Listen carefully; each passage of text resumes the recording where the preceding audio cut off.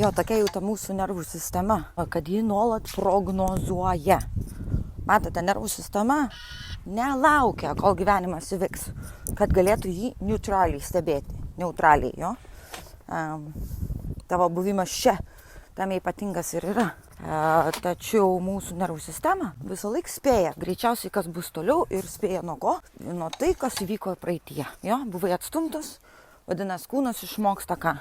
Numatyti atstumimą. Jo, meilė kažkada tapo nesaugi, vadinasi, artumas, pavojus, tai yra pavojus irgi. Pinigų kažkada neliko. Jo, nežinomybė pradeda reikšti automatiškai trūkumą. Ir vat nervų sistemas skanuoja rasti kiekvieną va tokį dirgiklį, kad gali būti panašus į praeitį, patirtą patirtį. Aha.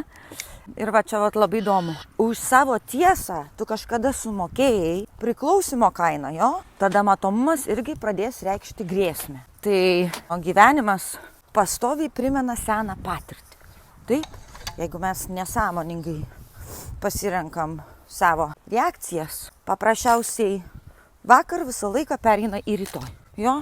Visą laiką ruošiamės susitraukti, gintis, kontroliuoti, bandyti įtikti, bandyti įrodyti, arba bėgam, arba paralyžiuojam, sustingam, žinai, nori pranykti, kiaurai žemę ir taip toliau. Tai vat kur mes, kvantinis gyvenimo būdas, ką mes vat ir darom, suprantam, kodėl visų pirma šis modelis atsirado ir iš kur tas modelis, jo, ir tada sukuriam sąlygas, kad tas modelis pakiltų, kad jis pasijustų, kad vėl gražinam tave į tą situaciją.